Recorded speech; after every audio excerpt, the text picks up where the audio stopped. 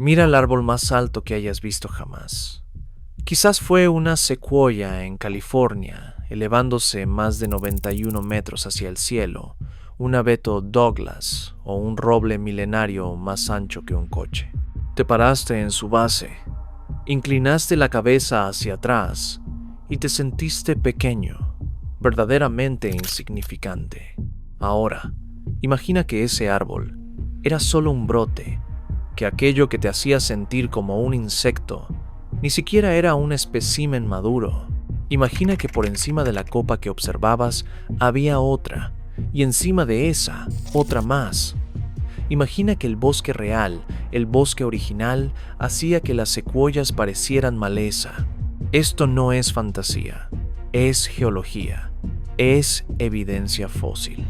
Esta es la pregunta que un número creciente de investigadores, historiadores y académicos independientes se están planteando, no por querer ser polémicos, sino porque la evidencia apunta constantemente en direcciones que la historia oficial se niega a seguir.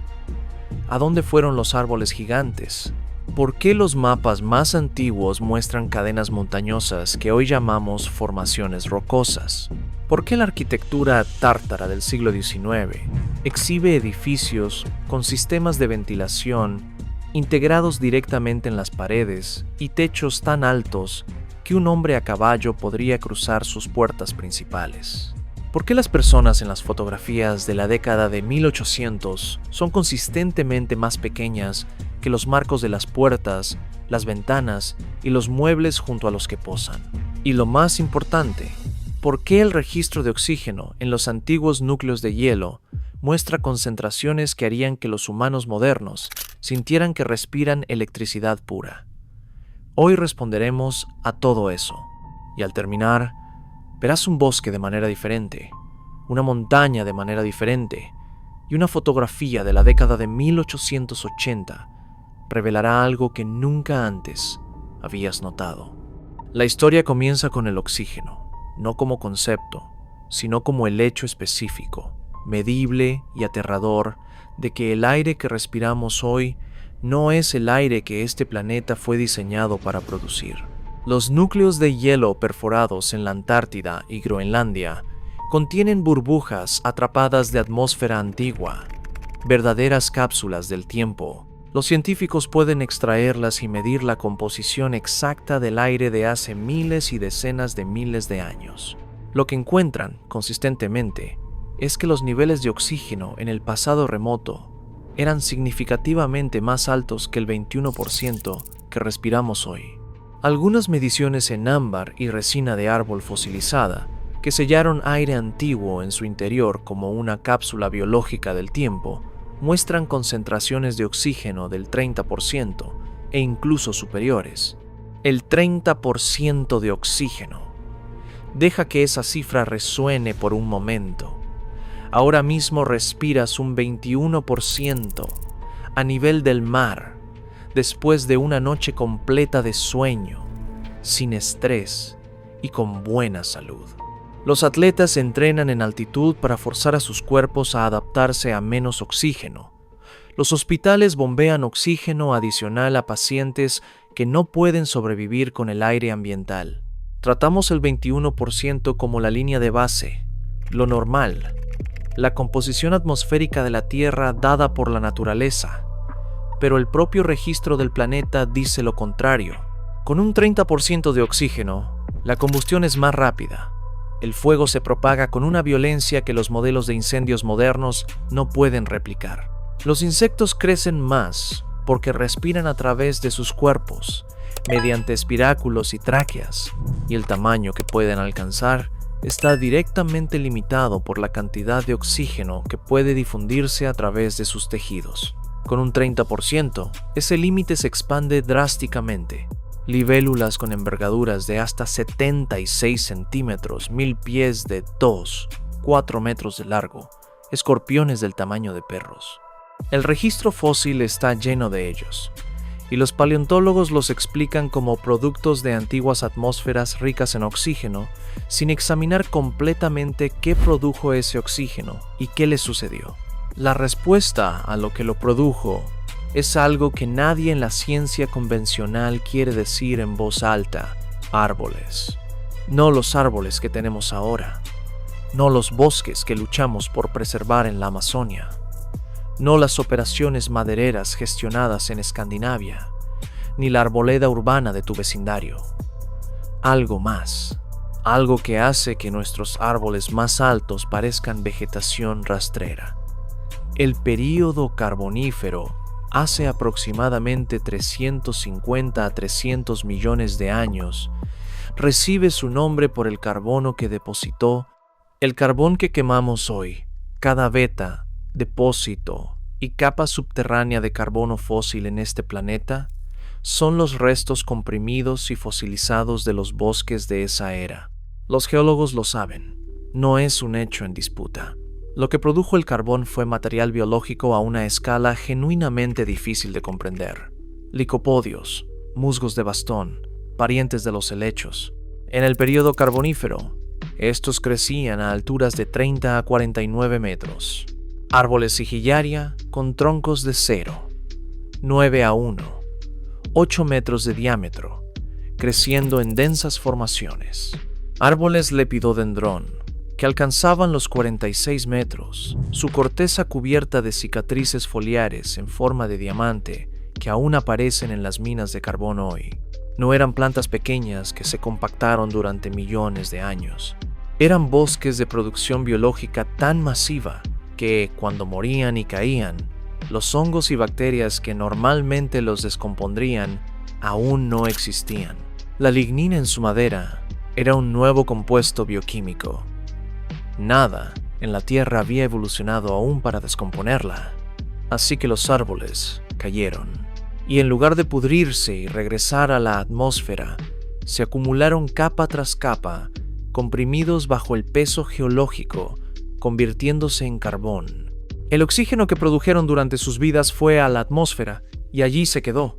De ahí vino el 30%. Ese es el registro en el ámbar. Ese es el registro en el hielo. Ahora, mantén esa idea. Mantén la imagen de esos bosques. Esos enormes bosques fotosintéticamente hiperactivos que producían oxígeno a un ritmo que hoy no podemos igualar. Ahora, mantén la imagen de las criaturas que vivían bajo esa copa, adaptadas apropiadamente al aire y los recursos disponibles. Y luego, haz la pregunta: ¿qué mató a los árboles gigantes? La respuesta convencional es el tiempo geológico, el cambio lento, la deriva continental, los cambios climáticos y el reemplazo evolutivo. El bosque carbonífero dio paso a otros ecosistemas a lo largo de cientos de millones de años. Esa es la historia. Pero aquí es donde la cuestión se complica.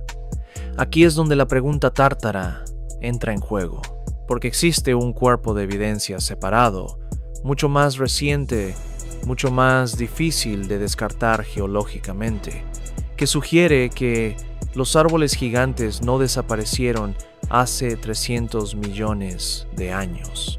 Sugiere que todavía estaban aquí, que las formaciones de dióxido de silicio que llamamos mesetas, buttes y columnas rocosas en el suroeste de Estados Unidos, las formaciones en Capadocia, en el Sahara, en Siberia, no están hechas de roca en absoluto, que son los restos fosilizados y silicificados de árboles tan grandes que, cuando cayeron y se convirtieron en piedra, los miramos y pensamos que eran montañas. Esta es la teoría de los árboles gigantes petrificados, y no es una especulación marginal de Internet. Comienza con una observación geológica sencilla. El dióxido de silicio es el compuesto mineral primario en la madera después de que se silifica. Cuando la madera se petrifica, el agua rica en minerales impregna la estructura celular y reemplaza el material orgánico con piedra, cristal por cristal, conservando la forma. Tenemos troncos petrificados, tocones petrificados. Tenemos el Parque Nacional del Bosque Petrificado en Arizona, donde antiguos troncos de 200 millones de años yacen dispersos por el desierto. Su estructura celular original es visible bajo un microscopio. Su grano y anillos aún son legibles. Esos troncos tienen entre 46 y 61 metros de largo. Son árboles del Triásico. Ya superan cualquier cosa viva hoy. Ahora, mira las mesetas de la meseta del Colorado. Mira sus cimas planas, sus lados verticales, sus capas internas que, al examinarse de cerca, no coinciden con la estratificación aleatoria de la deposición sedimentaria, sino que muestran las estructuras de anillos concéntricos de crecimiento biológico. Observa las fotografías tomadas en la exploración temprana del oeste americano, los daguerrotipos y placas húmedas de las décadas de 1860 y 1870, mostrando formaciones geológicas que los propios exploradores describieron con un vocabulario de asombro que iba más allá de lo que usaban para la roca común. Mira la forma específica de un tocón de árbol, la cima plana, los lados verticales que se ensanchan ligeramente en la base, la estructura interna que irradia desde un núcleo central. Ahora, mira la Torre del Diablo en Wyoming. La Torre del Diablo tiene 264 metros de altura. Está hecha de roca ígnea, según la explicación oficial, una intrusión volcánica que se enfrió y fracturó en columnas. Las columnas son hexagonales, regulares, y se extienden desde la base hasta la cima plana con el tipo de precisión geométrica que la geología produce en condiciones específicas y que la biología también produce en condiciones específicas. El debate sobre si la Torre del Diablo es una formación geológica o los restos de una biológica no se resuelve simplemente señalándola y diciendo que parece un tocón de árbol. Pero las personas que abogan por la explicación biológica no se equivocan al notar lo que notan. La geometría es real, la cima plana es real, la estructura de columnas radiales es real, y las preguntas que plantea son legítimas cuestiones científicas, no teorías conspirativas. Porque esto es lo que sucede con las teorías conspirativas. Requieren un conspirador, un plan deliberado, un grupo de personas decidiendo juntas engañar. Lo que la evidencia tártara sugiere no es una conspiración. Sugiere un evento, una catástrofe tan total, tan completa, que no requirió que nadie la encubriera, porque los supervivientes no sabían lo que se había perdido. El conocimiento no fue ocultado, simplemente desapareció. Hablemos de Tartaria. El nombre aparece en mapas europeos desde el siglo XIII hasta el siglo XVIII, cubriendo un territorio que se extiende desde Europa del Este a través de Asia Central hasta la costa del Pacífico. Tartaria, Tartari, el gran imperio de los tártaros. En algunos mapas se divide en Tartaria rusa, Tartaria china, Tartaria independiente. En algunos mapas empequeñece a todas las demás naciones de la Tierra. En otros simplemente se etiqueta como Magna Tartaria, Gran Tartaria, y luego, en el siglo XIX, desaparece. No por conquista, no por una derrota militar documentada, no por tratados o revoluciones que dejen rastros en papel, simplemente deja de aparecer en los mapas. El territorio es absorbido por Rusia, por China, por naciones que reconocemos hoy, sin una explicación oficial de qué fue Tartaria, quién la dirigió o por qué fue borrada tan a fondo que la mayoría de la gente hoy nunca ha oído el nombre. La explicación convencional es que Tartaria nunca fue un imperio unificado, que era una designación geográfica, simplemente una convención cartográfica europea para las vastas y mal documentadas tierras al este de los montes Urales, que los tártaros eran una colección de pueblos nómadas, no una civilización, y que la etiqueta era una aproximación colonial de una complejidad incomprensible, que cuando Rusia se expandió hacia el este y el territorio se documentó, la etiqueta se volvió redundante y desapareció. Esta explicación tiene mérito, no es irrazonable, pero no explica los edificios. En todo el mundo, muchas ciudades supuestamente fundadas en los siglos XVIII y XIX, hay edificios que no coinciden con sus historias de construcción oficiales. Edificios con cimientos que van mucho más profundos de lo que requieren las estructuras de superficie. Edificios con sótanos clasificados como subterráneos. Aunque claramente fueron diseñados como espacios de planta baja, con ventanas a nivel de la calle que ahora están debajo de ella, con alturas de puertas calibradas para ocupantes significativamente más altos que los humanos modernos o del siglo XIX. Las exposiciones universales de finales del siglo XIX son el ejemplo más concentrado. La Exposición Mundial de Chicago de 1893, la Exposición de París de 1889, la Exposición de París de 1900, la Exposición Mundial de San Luis de 1904.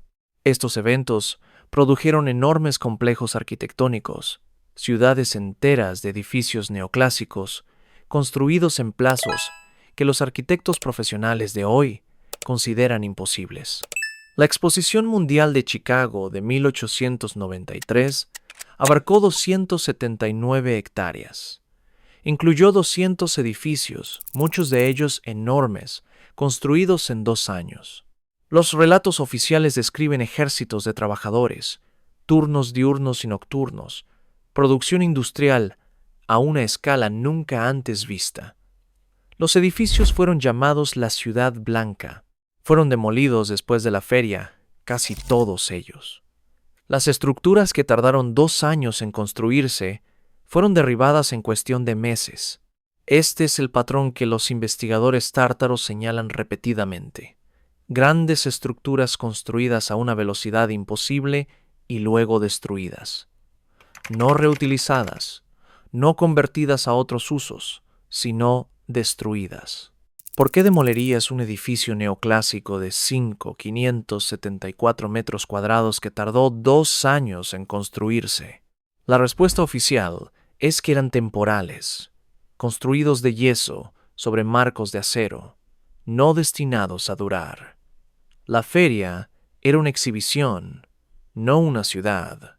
Cuando terminó, la exhibición terminó, pero las fotografías del interior muestran órganos de tubos instalados en las paredes, suelos de mosaico, techos abovedados con frescos, sistemas de calefacción integrados en la estructura. Estas no son características de edificios de exhibición temporales. Estas son características de infraestructura permanente construida por una civilización que pretendía quedarse. Y luego está la inundación de barro. La teoría de la inundación de barro es la piedra angular de la reconstrucción tártara. Sostiene que, en algún momento del pasado reciente, hace siglos, o posiblemente más recientemente, un evento catastrófico depositó una capa de barro en enormes extensiones del hemisferio norte. La evidencia está en los edificios, específicamente en aquellos donde la planta baja ahora es el sótano, donde las ventanas que fueron diseñadas a nivel del suelo ahora están bajo tierra, donde los picaportes de las puertas están a la altura de la rodilla, porque la puerta misma se instaló cuando el suelo estaba 6 o 9 metros más bajo. Camina por los barrios antiguos de cualquier gran ciudad europea, o por las partes más viejas de San Francisco, o por los distritos antiguos de San Luis, y los encontrarás. Edificios donde la planta baja se ha convertido en un sótano. Edificios donde pequeñas ventanas cerca de lo que ahora es el nivel de la calle miran a la altura del techo. Edificios donde las escaleras que bajan a la puerta actual del sótano son claramente arquitectura original, no una excavación posterior. La explicación estándar es la subsidencia, el asentamiento gradual de edificios en terrenos blandos, o la elevación deliberada de los niveles de la calle para el drenaje. Ambas cosas suceden, ambas son reales. Pero la subsidencia no eleva la calle, baja el edificio, y la elevación deliberada de la calle deja un registro. Chicago elevó famosamente el nivel de sus calles en las décadas de 1850 y 1860, y existen relatos detallados y fotografías del proceso. Otras ciudades no tienen tales registros. El nivel del suelo simplemente parece haber cambiado sin documentación.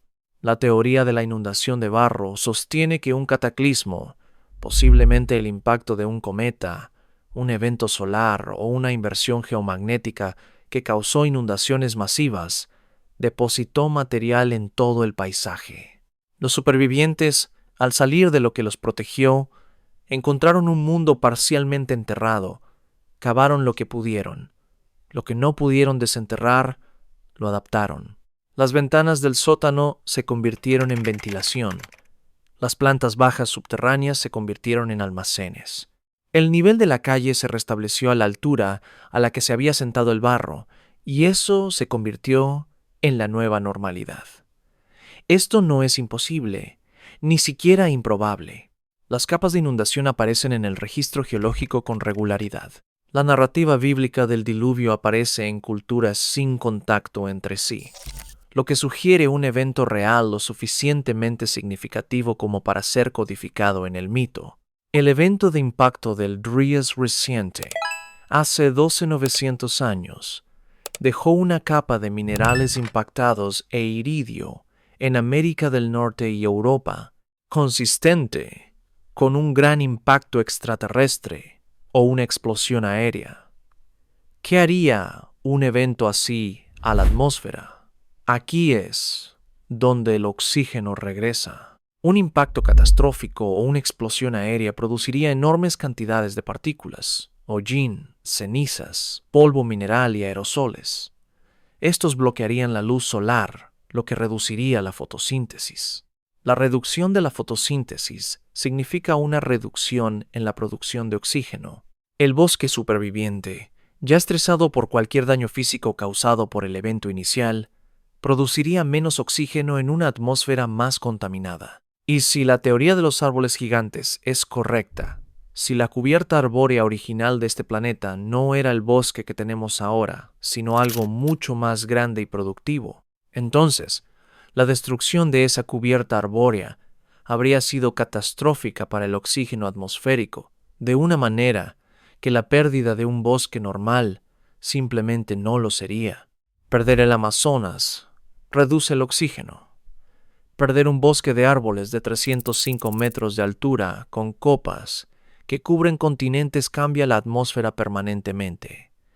Los organismos que sobrevivieron necesitarían adaptarse. Un tamaño corporal más pequeño significa una menor demanda de oxígeno. A lo largo de generaciones, las especies se harían más pequeñas, no a través de la evolución darwiniana durante millones de años, sino a través del tipo de compresión fenotípica rápida que el hambre y el estrés atmosférico pueden producir en décadas. Observa el registro fósil del período de transición. Observa las extinciones de megafauna, mamuts, mastodontes, perezosos terrestres gigantes, osos de las cavernas, osos de cara corta, lobos terribles, castores gigantes del tamaño de osos, gliptodontes, aves del terror. La gran mayoría de estos se extinguieron en un abrir y cerrar de ojos geológico, agrupados alrededor de hace 12,000 a 10,000 años, lo que corresponde aproximadamente al final de la última edad de hielo y al evento del Dryas reciente. La explicación estándar es el cambio climático y la presión de la caza humana. Los humanos que se extendieron por nuevos continentes cazaron megafauna ingenua hasta la extinción. Los climas más cálidos destruyeron el hábitat. Estos factores se combinaron para producir la extinción masiva. Esta explicación ha sido desafiada repetidamente. Muchas de estas especies habían sobrevivido a períodos interglaciares anteriores de calentamiento de magnitud comparable. La hipótesis de la caza requiere densidades de población y capacidades tecnológicas que no coinciden con el registro arqueológico de los primeros humanos posglaciales. La hipótesis alternativa, que un evento atmosférico produjo una rápida reducción de oxígeno abrumando a las especies adaptadas a entornos de alto oxígeno, se ajusta a la cronología, la geografía y el patrón de las especies que sobrevivieron. Los animales más pequeños con menores demandas metabólicas sobrevivieron mejor. Los humanos, generalistas altamente adaptables, sobrevivieron. Y así, aquí estamos, más pequeños de lo que fuimos, respirando menos oxígeno del que el planeta fue construido para proporcionar, viviendo en ciudades construidas sobre ciudades más antiguas, con edificios cuyas ventanas se encuentran debajo de la calle. La cuestión de Tartaria no se trata realmente de Tartaria. No se trata de un imperio, una etiqueta de mapa o una historia geopolítica que ha sido borrada.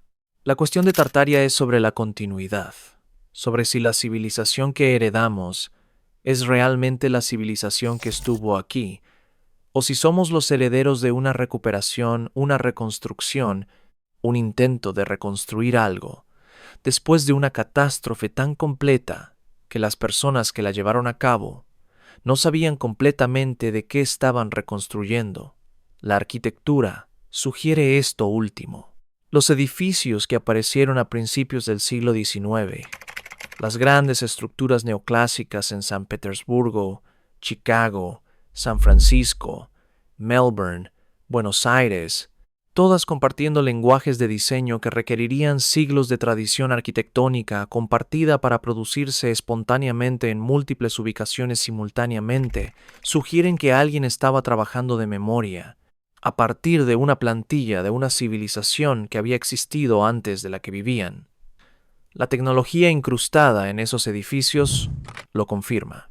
Los sistemas de calefacción, la ventilación, el diseño acústico de las grandes salas, la gestión del agua. Estas no son las tecnologías de una civilización en su período industrial temprano, descubriendo estas soluciones por primera vez. Son las tecnologías de una civilización que implementa soluciones que ya entendía, instalándolas en nuevas estructuras como práctica estándar. ¿Quién enseñó a los constructores de la Exposición Mundial de Chicago de 1893 a instalar un órgano de tubos en un edificio de exhibición temporal? ¿Quién les enseñó a diseñar las propiedades acústicas de una sala que planeaban demoler en 2 años?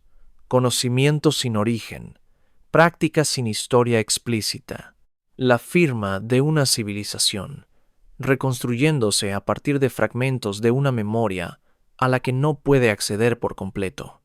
Los árboles son la clave, porque si los árboles gigantes existieron, y la evidencia geológica y fósil da una fuerte razón para creer que algo mucho más grande que lo que tenemos ahora cubrió este planeta, y si esos árboles fueron talados o destruidos por un evento dentro del lapso de la historia recuperable, en lugar de en el tiempo geológico profundo, entonces la reducción de oxígeno que causaron habría producido exactamente la compresión biológica que vemos en el registro fósil y biológico. Humanos más pequeños, vidas más cortas, capacidad cognitiva y física reducida en comparación con lo que el registro fósil sugiere que poseían nuestros ancestros. Los huesos encontrados en las capas más antiguas. Los cráneos con volúmenes craneales más grandes que los promedios modernos. Los fémures que sugieren estaturas que asociamos con la mitología. Gigantes. Los héroes del mundo antiguo. Y estos no son mitos sobre seres sobrenaturales.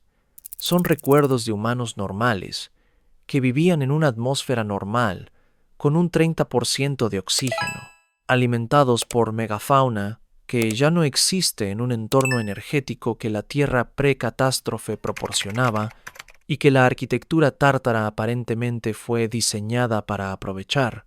La historia oficial es la que llamamos historia. Considera lo que realmente sabemos del mundo anterior a 1800 versus lo que se nos cuenta. Las fuentes primarias de la historia antigua son casi totalmente textuales, producidas por una minúscula clase alfabetizada, traducidas y curadas por generaciones posteriores con sus propias agendas.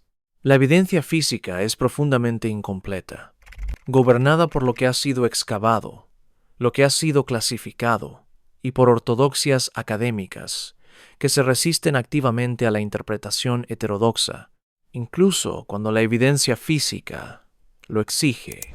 La historia estándar del año 1000 DC, al 1800 DC. Nos presenta un mundo de agricultura de subsistencia, señores feudales y pobreza extrema para la gran mayoría de los seres humanos. Un mundo en el que los logros arquitectónicos de la escala que vemos en los edificios supervivientes simplemente se asumen sin ser explicados, porque explicarlos requeriría invocar fuerzas laborales y conocimientos de ingeniería que el modelo histórico de ese periodo no puede acomodar.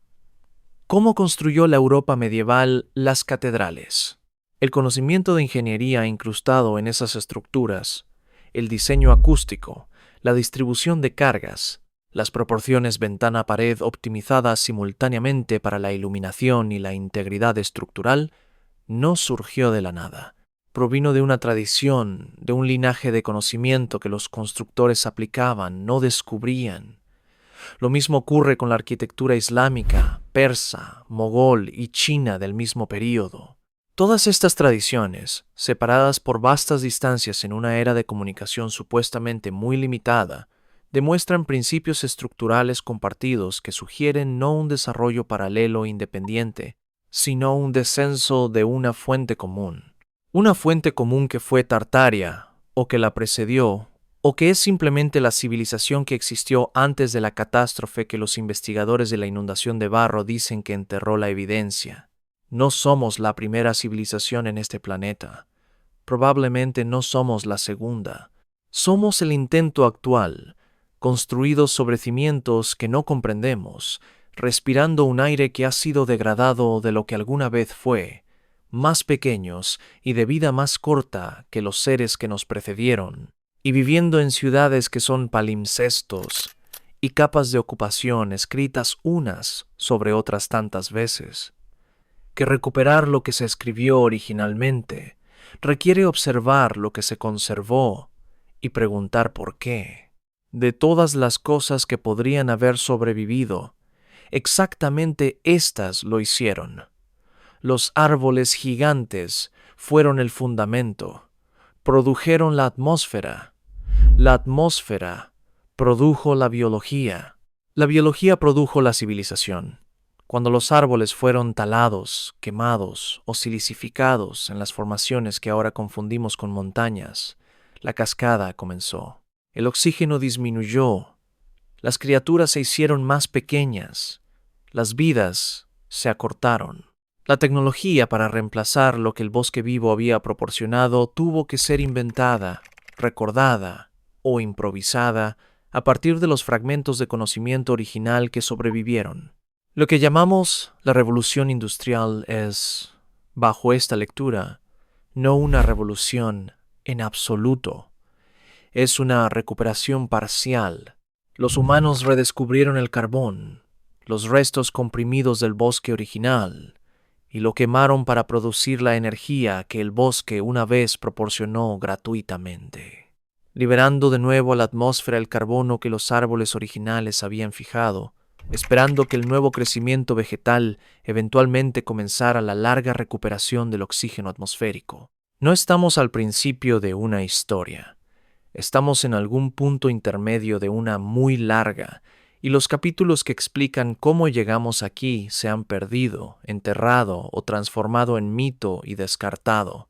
Las rocas que pasamos en la carretera, las mesetas de cima plana en el horizonte, las columnas de piedra en los parques nacionales, las formaciones silicificadas que se elevan desde los suelos del desierto, y si no son rocas, y si son lo que queda del mundo antes del mundo que conocemos, y si los tocones todavía están allí, convertidos en piedra, esperando que alguien los mire y diga, aquí creció algo enorme creció aquí, y cuando se fue, todo cambió.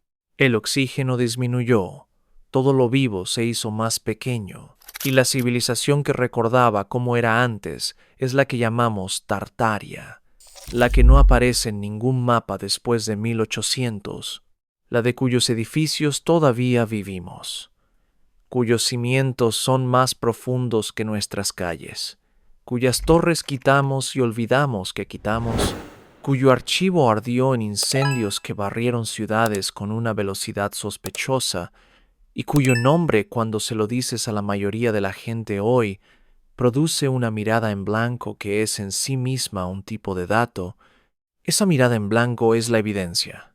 No se olvida el nombre del imperio más grande de la Tierra por accidente.